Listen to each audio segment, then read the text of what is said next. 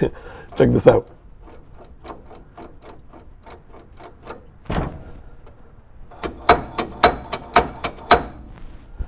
Yep, the fact that it's that loose is actually intentional and a benefit. Let's get into that. Frankenstein Motor Works, Frankenstein Motor Works, Frankenstein Motor Works. Yeah, I had a customer send in that video you just saw a second ago, and that was way too cute to not use it as the intro for this video. So anyways, what we're here to talk about today, we're here to talk about axles, and hopefully, this is the last time we're talking about axles, at least for this car. If we do a different swap someday, that's going to need other axles. We might talk about it then. But for the street guys, this axle right here, I've put some in the description. There's some instructions now for how to put together some axles using only new parts that are easily available and only techniques that frankly anybody can do. If you can take one of these boot clips on and off, you're good. You're good. That is the only skill you need to do to put together 2AR swap axles for the street. And frankly, probably for most track days and whatnot. Which brings us to this car. This is my race car. You can tell it's a race car because it's got a giant stupid wing on it.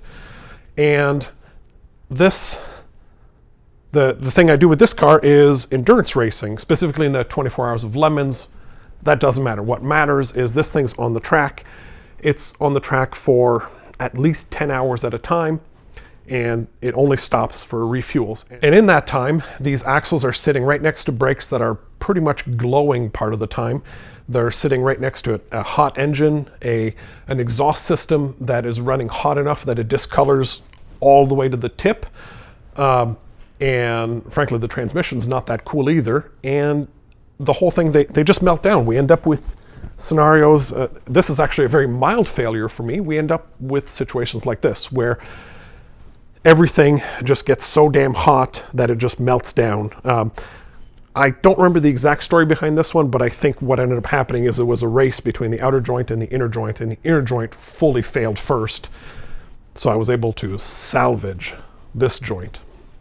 But I say salvage because this is actually useful. The reason it's useful is for things like today's axles. I take things like that and I do this. So I machine the CV off of it, and this allows me to then I got a whole bunch of these machined. They're just CV flanges.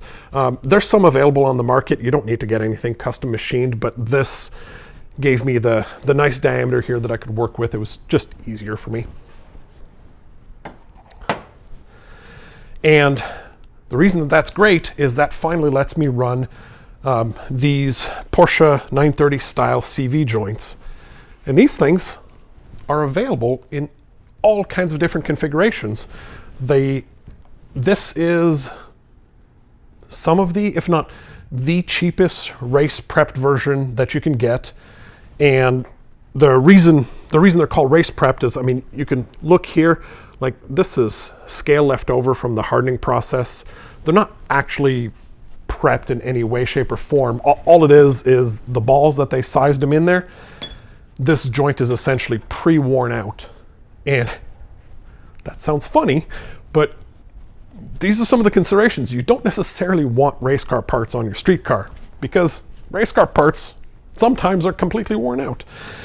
The reason that I finally came to this conclusion, other than the amount of success that people have with these kinds of joints in way harder duty cycles than I do to it, and maybe not this exact one. I wouldn't be surprised if I have to upgrade joints at some point, but I won't have to upgrade the rest of it in between.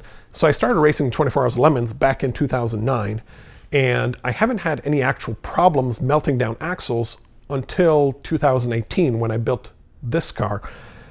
And after thinking about it, and after exploring kind of what people do to race prep some of these joints, it became clear to me. And the answer is right here.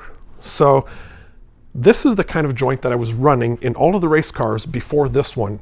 This is an Sw20 joint, but I was even running it in my AW11. I had converted the hubs to 5 on 4.5, and I was using these simply because these were more available. And at the time, I thought stronger but it turns out strength wasn't the issue. In 2009, you know, the last one of these that was commonly available was, you know, back from 1994. So they were already, what, 15 years old or so? And because of that, most of these that you can get already had, you know, 100,000 miles or so. And while I could replace the boots, I could replace the grease and all of that stuff, the joint itself was somewhat worn out. Not to the point where they're clicking, and frankly, some of that is because the MR2 is not steering with these things, so they don't really click much, even when they're really worn out. But that's what happened when I went from worn out joints to new off-the-shelf joints. Here, actually, let me grab one real quick. You can see a worn out joint wobbles, and a new joint doesn't. They just, I mean, they move, but they take some pressure. And that stiffness there is the issue that I'm solving. Unfortunately, while I do occasionally drive this race car on the street, this really, like 95 or even more percent of its time is on the racetrack. I just don't have time to kind of put some wear on these joints to kind of open them up and whatnot. So by switching to the 930 joints, I can just buy off-the-shelf joints that are loose. And if you go look back at the intro video, well, here, if you look at the intro video right here, you can see how that moves side to side. Normally, an axle will do this. So you have no motion in and out on this side. You have motion in and out on this side. And that's great. That helps prevent noise. Something that you could see in the intro is, you know, the clang, clang, clang back and forth. What that buys us, though, is something special about the 930 joints. So first, the 930 joints won't fall apart.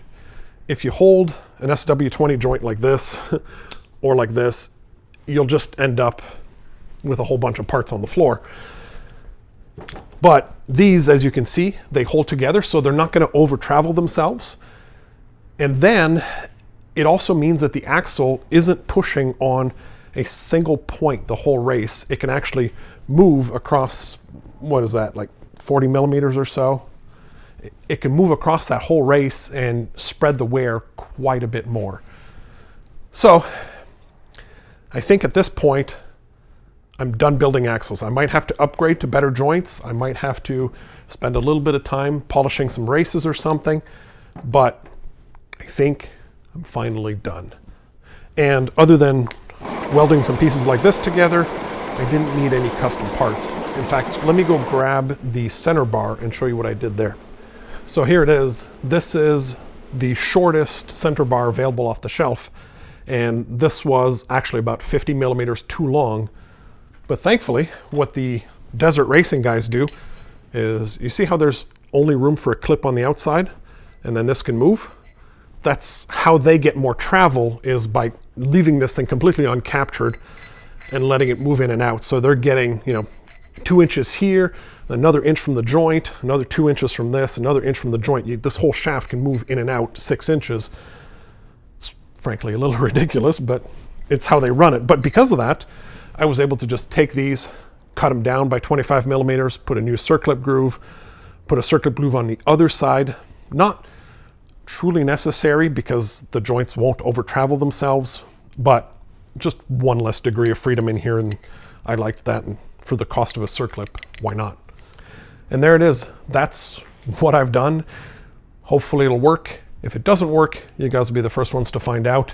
And remember, if you're building one of these for the street, look in the description. There's a link to my website, which will have proper instructions with pictures on how to put these ones here together and actually have proper street axles. Have a good one. See you guys later.